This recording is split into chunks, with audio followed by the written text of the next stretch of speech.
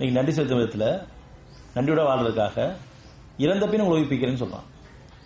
நம்ம எல்லாம் இறந்தவங்க தான், நம்ம வாழ்க்கை முடிஞ்ச வாழ்க்கை தான், நம்பிக்கை இழந்துட்டோம், நிராசப்பட்டவங்க ஆகிட்டோம். இதுக்கு மேல் வாழணுமான்ற அளவுக்கு மனநிலை வந்துருச்சு. அங்கிருந்து வாழ்க்கை ஆரம்பிச்சிருக்கு.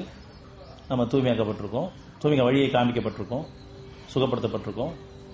எதுக்காக அப்படின்னு சொன்னா 2:56 நீங்கள் நன்றியுடையதாக இருக்கும் பொருட்டு நீங்கள் இறந்த பின் உங்களை உயிர்ப்பித்து எழுப்பினோம். இது நம்ம இறந்ததுக்கப்புறம் எதிர்ப்பு கிடையாது. ஏன்னு சொன்னா இறந்ததுக்கப்புறம் எப்படி நன்றி கொடுக்க முடியும்? கால அவசரம் முடிஞ்சிருச்சு. இருக்கிற காலத்தில் சொல்லவும் செய்வோம், நான் டெய்லி சேர்த்து பிழைக்கிறேன் அப்படின்ற அளவுக்கு கவலையிலையும் பயத்திலையும் மனசுல பல குழப்பங்கள்ல ஏண்டா பொழுது விடியுது பொழுது போகுதுன்ற அளவுக்கு சில இரவுகள் பயமா இருக்கும், சில பேர் பகல் பயமா இருக்கும். வாழ்க்கையில எந்த நேரமும் கவலையும் பயத்தோட வாழக்கூடிய வாழ்க்கை சேர்த்து பிழைக்கிற வாழ்க்கை தான். அப்படி நம்ம இருந்த மனநிலையை மாற்றி அமைச்சு அந்த அச்சத்தையும் கவலையெல்லாம் நீக்கி அமைதியை கொடுத்து நம்மளை புதியவை படைச்சு தெளிவில் கொடுத்து வாழ்க்கை வழி அமைச்சா மறுபடியும் மாறி போயிடும், நன்றியுள்ளாயிடும். மனிதன் மகா நன்றியுள்ளாயிடும். நம்ம அகப்பார்வை கவனிக்கும் போது தான் தெளிவுகள் கிடைச்சிட்டு இருக்கும்.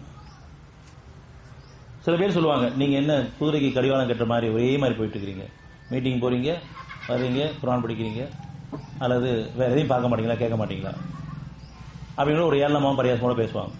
நம்ம அப்படித்தான் இருக்கணும். ஏன்னு சொன்னா எல்லா வழியும் போயிட்டு வந்துட்டோம், அறிவு கொண்டு பல வழிகள் போயிட்டு வந்தாச்சு. எல்லாமே அழியக்கூடிய வாழ்க்கை தெரிஞ்சு போச்சு. எல்லாத்தையும் பல கஷ்டங்கள் பட்டுட்டோம், எல்லாத்துலேயும் மீட்டு கொடுத்துருக்கான். இப்போ நமக்கு இதுதான் இந்த வேதம், நம்ம அகப்பார வாழ்க்கை, குணங்கள், இறைவன், இவ்வளவுதான். அமைதி, நிம்மதியான, ஆரோக்கியமான வாழ்க்கை. நம்ம ஒன்று நம்ம வேலை ஒன்றுன்னு சொல்லுவோம். அடுத்தவங்க வாழ்க்கையை நுழைஞ்சு ஆராய வேண்டிய அவசியம் இல்லை. நம்ம கொடுக்கப்பட்ட வாழ்க்கையில ஒரு குடும்பம் கொடுக்கப்பட்டிருக்கு. அந்த குடும்பத்தில் சில உறவுகள் கொடுக்கப்பட்டிருக்கு, சில உடைமைகள் கொடுக்கப்பட்டிருக்கு. அதை கொண்டு நான் எப்படி வாழ்ந்துட்டு இருக்கேன், அது கொஞ்சமோ நிறையவோ இதை கொண்டு பணி விட்டுக்கிறான். இறைவனை வாழ வச்சுக்கணும் பயபத்தி விட்டுக்கிறோமா அல்லது மறுபடியும் என்னோடதுன்னு பெருமை கொண்டுறோமா?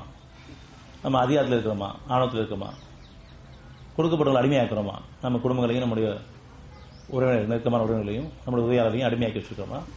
அல்லது அவங்கள்ட்ட கனிமாவும் கண்ணியமாகவும் தன்மையாகவும் மென்மையாக நடந்துக்கிறோமா?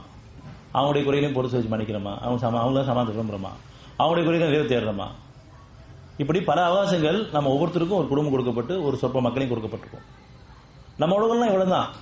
உலகம் எவ்வளவு பெருசா இருந்தாலும் சரி, நம்ம பார்க்கறவங்க பேசுறவங்க பழகுறவங்க நம்ம குடும்பம் தான் நமக்கு உள்ள உலகம். அந்த உலகம் இப்படி வாழ்ந்துட்டு இருக்கோம்.